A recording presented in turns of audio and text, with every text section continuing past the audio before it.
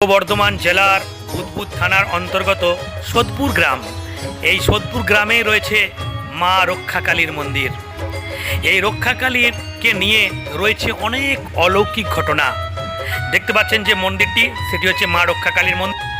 বহু পুরনো মন্দির হওয়া সত্ত্বেও মন্দিরটি বাঁশ এবং খড়ের চালের।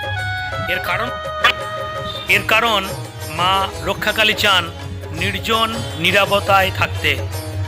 অনেকে চেয়েছিল মন্দিরটিকে পাকা করে দিতে, কিন্তু মা সেটি চাননি, তাই হয়নি। এখানে প্রতিটি পলকে পলকে অলৌকিক ঘটনা দিয়ে এই মায়ের ইতিহাস রচনা করা আছে। মায়ের যে প্রতিমা, সেই প্রতিমা তৈরি হয় সূর্য ডোবার পর, শুধুমাত্র গঙ্গা মাটি ও কাঁচা দুধ দিয়ে। সূর্য ডুবে যাওয়ার পর থেকে মায়ের প্রতিমা তৈরি হবে এবং যখন অমাবস্যা লেগে যাবে সেই অন্ধকারেই মাকে আনা হয় মন্দিরে। তখন হাজার হাজার মানুষ সেই মায়ের প্রতিমা দিকে ছুড়ে বাতাসা এবং কদমা। যখন মন্দিরে প্রবেশ করে তারপর থেকে পুজো হয়, কয়েকশো পাঁঠা বলি হয়। তারপরেই সূর্য ওঠার আগেই মাকে বিসর্জন করে দিতে হয় ডিসি ক্যানেলে।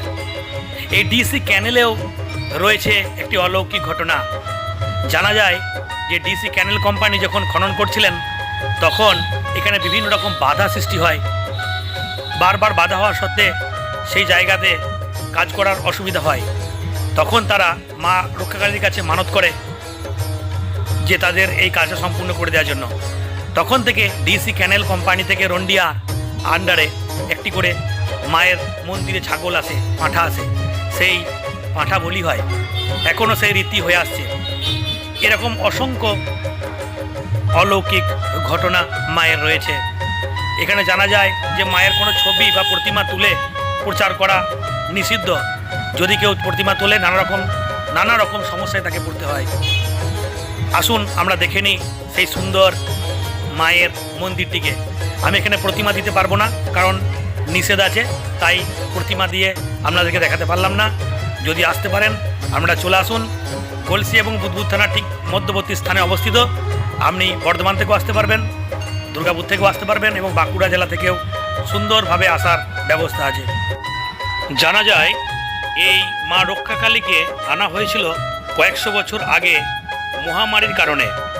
চারিদিকে যখন মহামারী শুরু হয়ে যায় মানুষকে বাঁচানোর জন্য, তখন গ্রামের বাইরে লোয়াপুর, সোদপুর, অমরপুরের মানুষরা এই মাকে আনেন, প্রতিষ্ঠা করেন।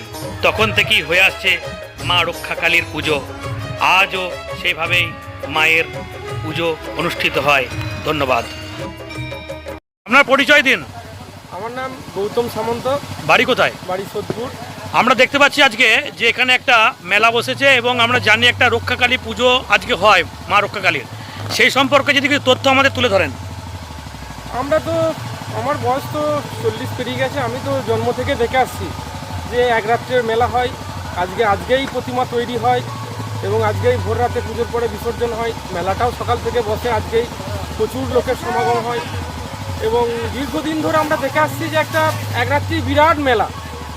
এবং সমস্ত এই পঞ্চায়েতটা বলতে গেলে সবারই একটাই উৎসবের মতো উৎসবে সবাই থাকে। আর হাজার হাজার লোকের সমাগমও হয় সারা রাত্রির ধরে। আবার যখন সকাল হয় সবাই একে বিদায় নেয়। আমার কালে একটা মহিমা আছে।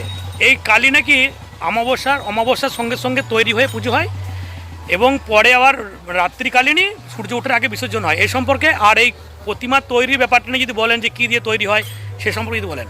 না, আমাদের তো প্রতিমা একদিনেই তৈরি হয়। আজকেই যেমন পুজো, আজকে 2রা বৈশাখে পুজো, সকাল থেকেই প্রতিমা তৈরি হচ্ছে এবং সন্ধ্যের মধ্যে প্রতিমা শেষ হয় তৈরি করা। তারপরে এখানে মন্দিরে এসে পুজো শুরু হয়। প্রতিমাটা কি দিয়ে তৈরি হয়? প্রতিমাটা মাটির তৈরি। কিসে? গঙ্গা মাটির? গঙ্গা মাটি কিছুটা, বাকিটা অন্য মাটির। জল ব্যবহার হয় না? দুধ দিয়ে বেশিরভাগটা তৈরি হয়। আর দীর্ঘদিনে একটা আমাদের জানা আছে যে কোনো একটা সময়ে, আজ থেকে প্রায় 400-500 বছর আগে, যে একটা মহামারীর থেকে এই পুজোর সৃষ্টি হয়েছিল আর কি। গ্রামের বাইরে পুজো? গ্রামের বাইরে পুজো। আচ্ছা, আর একটা জিনিস বলি, এখানে কত বলি হয়? পাঁঠা বলি কত হয়? এখানে আনুমানিক 400+ বলি হয়। কত মানুষ ভিড় জমান? এখানেতে দেখা যায় তো 10,000 15,000, কিন্তু লোক অ্যাকচুয়ালি 20,000-এর উপরেই থাকে এখানে আসা যাওয়া নিয়ে। মানে বিভিন্ন কোনখান থেকে মানুষ আসেন? এবং 2-3টে জেলা থেকে, যেমন আমার পাশেই সন্নিগড় হচ্ছে বাঁকুড়া জেলার লোক আসে, এদিকে বীরভূম জেলার লোক, বর্ধমান জেলার লোক তো থাকেই। এবং পাশাপাশি 4-5টা পঞ্চায়েতের লোক মোটামুটি এখানে হাজির হয়ে যায়। এই মেলাটা সাধারণত কাদের মেলা, কোন গ্রামের? এই মেলাটা অ্যাকচুয়ালি সোদপুরের মেলা, কিন্তু এখন সোদপুরের মধ্যে আর সীমাবদ্ধ নয়। সোদপুর, লোহাপুর, অমরপুর, দান্নড়ি পাশাপাশি সমস্ত গ্রামের মেলা হিসেবে দাঁড়িয়ে গেছে এটা এখন। ঠিক আছে, ধন্যবাদ। আগে পরিচয়টা দিন। আমার নাম গৌতম সামন্ত, বাড়ি সোদপুর। আপনি কি নাম আপনার? কত বছর ধরে আপনি আসছেন? এখানে 5-7 বছর। ঠিক আছে, আপনার পরিচয় দিন। আমি অশোক কোলে, বাড়ি কোথায়? এই সোদপুরে। আজকে মা রক্ষাকালীর পুজো সোদপুর গ্রামে, এই সম্পর্কে যদি কিছু তথ্য আমাদেরকে তুলে ধরেন।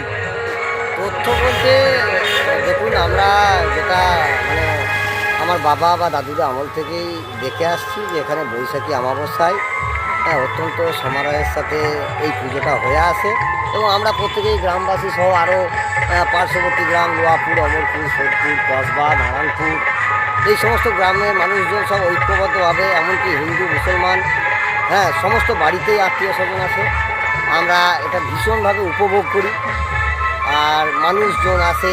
এই একটা মাহাত্ম্য হচ্ছে যেটার আমাদের যে মাতৃ আরাধনাটা হচ্ছে, অমাবস্যাতেই এর নির্মাণ কার্য শুরু হয়, এবং অমাবস্যা থাকতে থাকতে এই মা তার বিসর্জন হয়। এটা আমরা দেখে আসছি। আমরা ছোটোবেলা থেকে এটার সঙ্গে একদম অঙ্গাঙ্গিভাবে। বিসর্জনটা কোথায় হয়? বিসর্জন কোথায় হয়? বিসর্জনটা এখানে ব্রিটিশ আমলে তৈরি সাইপন বলে একটা জায়গা রয়েছে। আমরা শুনেছি যে এই সাইপন ব্রিজে নাকি আজকের দিনে ক্লিন কোম্পানির জল ছাড়ে, এটা কি সত্যি? আপাতত আমরাও তাই শুনেছি, কিন্তু আমরা আমাদেরকে এই পুজোর সঙ্গে রঙ্গিয়া ক্যানেল অফিস ওতপ্রোতভাবে জড়িত। আমরা শুনেছি দাদুদের মুখে যে নাকি ক্যানেল খনন করার সময় ওই জায়গাটাতে বারবার মেশিন গণ্ডগোল হয়ে যাচ্ছিল, বারবার তারা চালু করতে পারছিল না।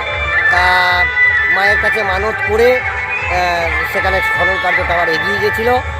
সেই অনুযায়ী এখনও পুজোতে তাদের চোট আছে, 1 নম্বর বা 2 নম্বরে তাদের চোটটা হয়। এইভাবেই চলে আসছে। তা আমরা দেখি যে যদি কোনো যে বছরে বৈশাখ মাসের শেষের দিকে পুজোটা হয়, ওনারা আমাদের ওই পাঁঠা, বলিদানের পাঁঠাগুলোকে উৎসর্গ করার জন্য এবং স্নান করানোর জন্য ওনারা জল ছাড়েন। ধন্যবাদ। আরেকবার পরিচয় দিন। আমি অশোক কোলে, বাড়ি সোদপুর।